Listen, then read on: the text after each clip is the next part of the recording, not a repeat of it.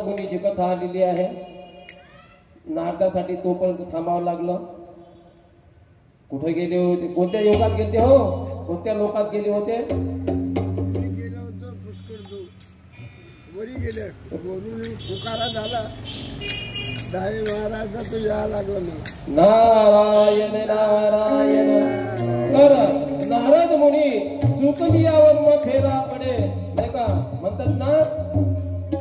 तर एकदा जर चुकलं तर चुकतच जाते, मग सावरेनं काही केल्या ते इंद्रिया वळण तैसेचे लागते, तैसेच होते जन्मभरी। एकदा चुकलं का चुकत जाते। नारद मुनीचं एकदा चुकलं होतं, किती जन्म घ्यावं लागले, किती जन्म घ्यावं लागले? 3 जन्म घ्यावं लागले एकदा चुकलं तर। तसंच भरत राजाचं चुकलं होतं तर किती जन्म घ्यावं लागले? 3च जन्म घ्यावं लागले। तर नारद मुनीचं कुठं चुकलं होतं?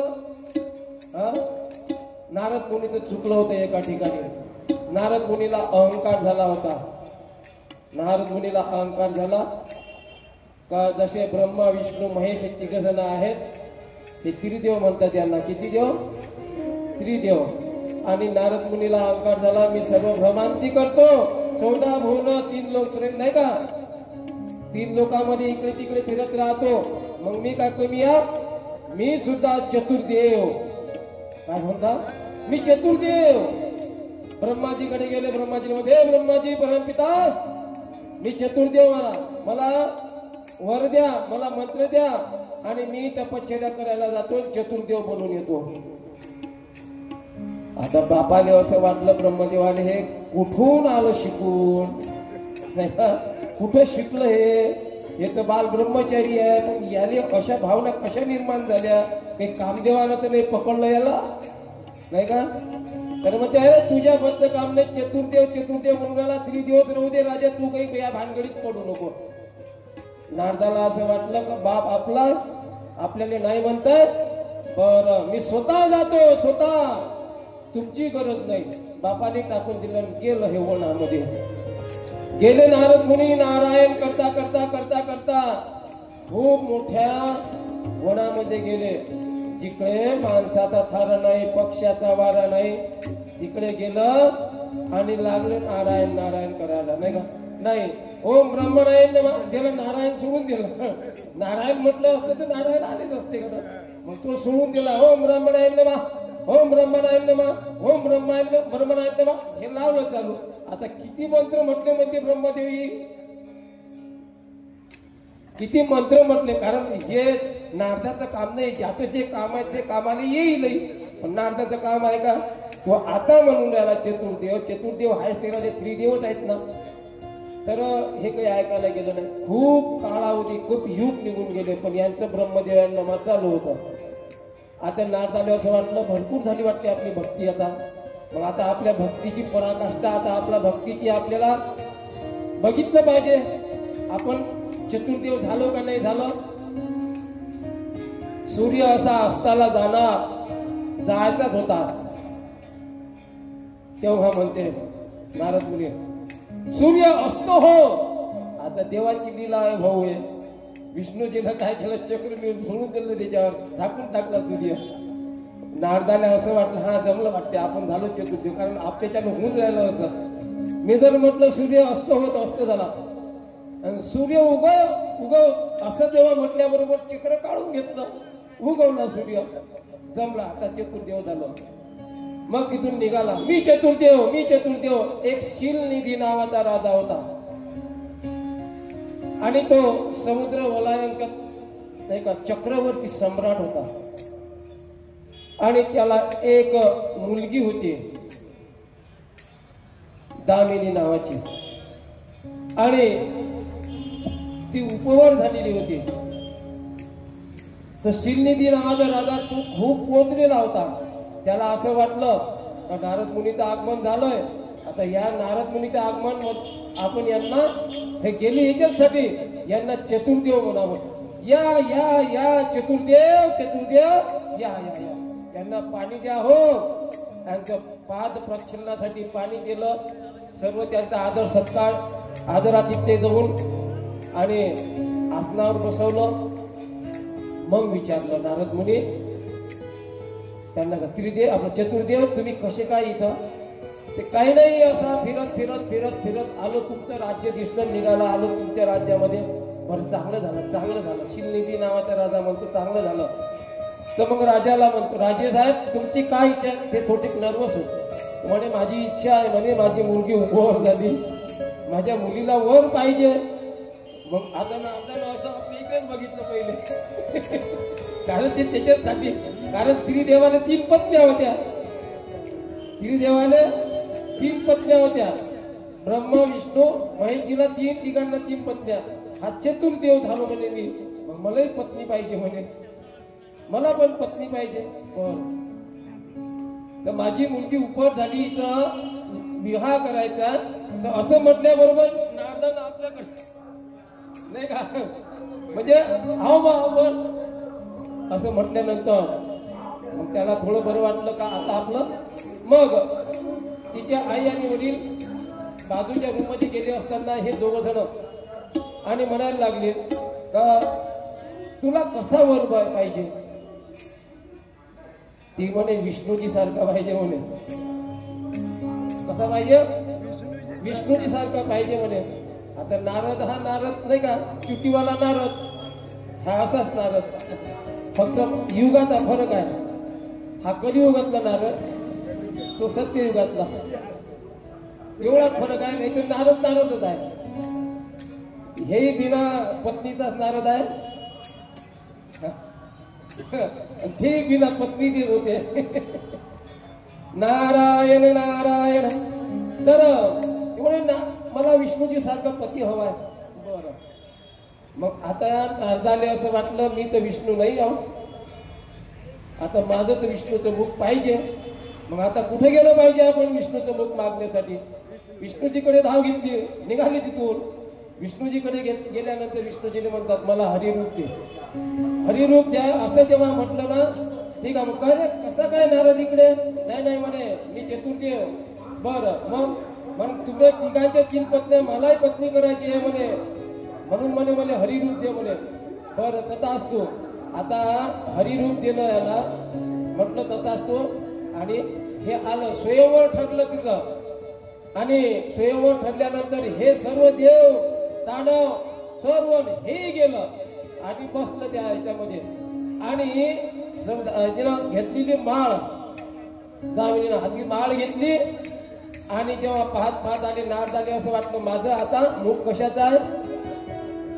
हा माझं मुख आहे बा विष्णूजीचं, माझ्याच याच्यामध्ये, कारण विष्णूजी तर आहे नाही, तर मीच विष्णू. असं करत करत करत जेव्हा आले ना, त्यावेळेस नारदा तिच्या 2 मैत्रिणी होत्या, तिनं असं केलं, असं बाजून निघाल्या. नारदाला असं वाटलं मी दिसलो नाही वाटते. हे पूर्ण नारद तिथून उठला, समोर 2 लाईनीत लागला.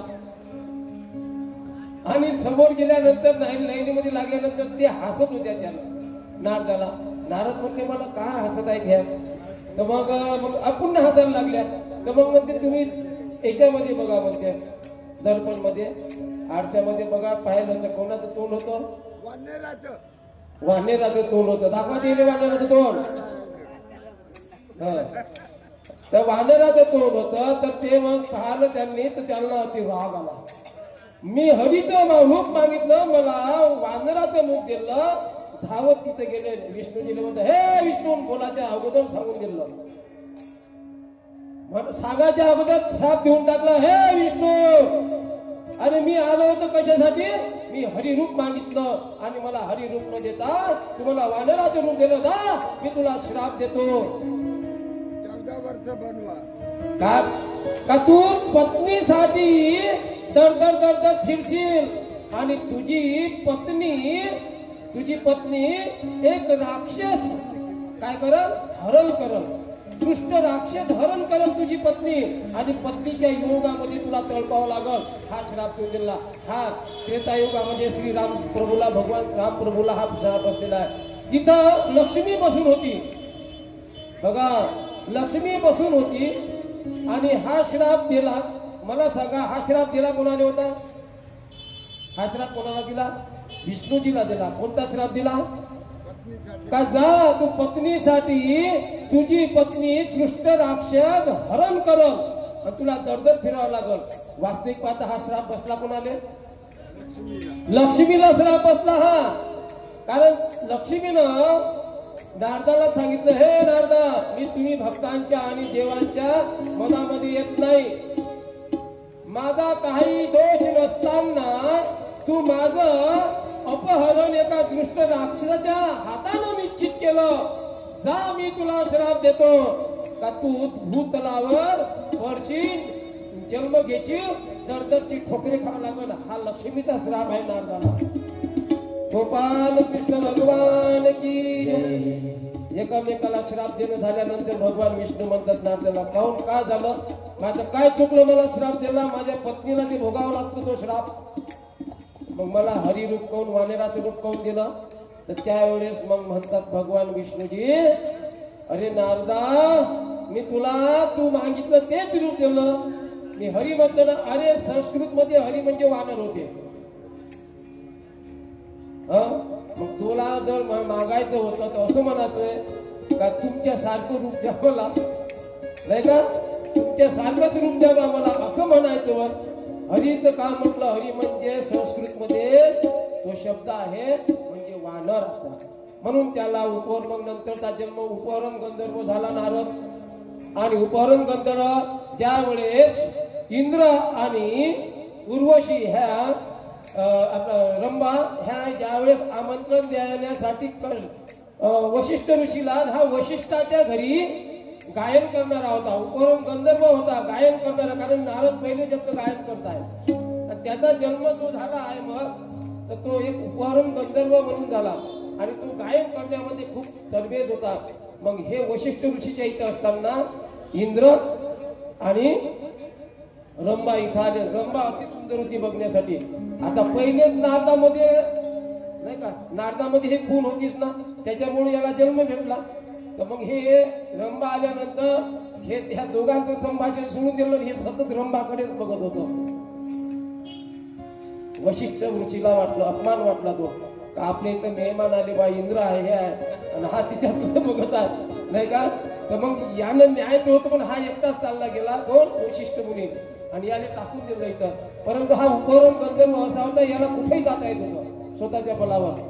हा स्वर्गात जिथं हा योग हे ठेवला होता मोठं हे आयोजन, त्या ठिकाणी गायन करण्यासाठी पाहिजे होतं कोणी, हा होता. पण असा असल्यामुळे याला काही नेलं नाही. मग तरी काय झालं, जा म्हणे, मला गरज नाही, मी स्वतः येतो. तर हे मागवून गेलं आणि तिथं तो मोठा समारंभ चालू असताना मग हे गेले, सर्व त्या समारंभामध्ये झाले. आता तिथं ते रंभा होती. आता तिथं ब्रह्मदेवासहित सर्वजण आले होते.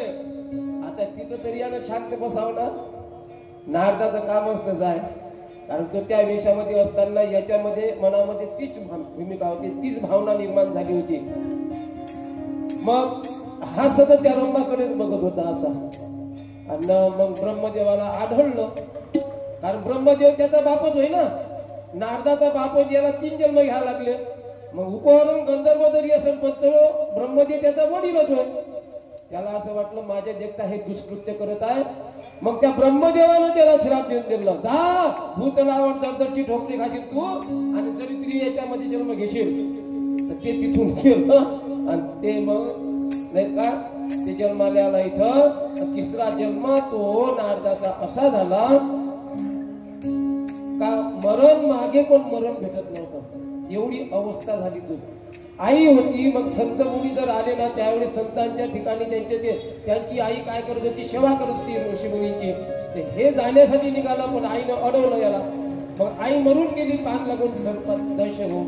मग हे सुटलं, हे एकटाच राहिला. हे गेल्यानंतर मग यांना बोध झाला, तपश्चर्या केली.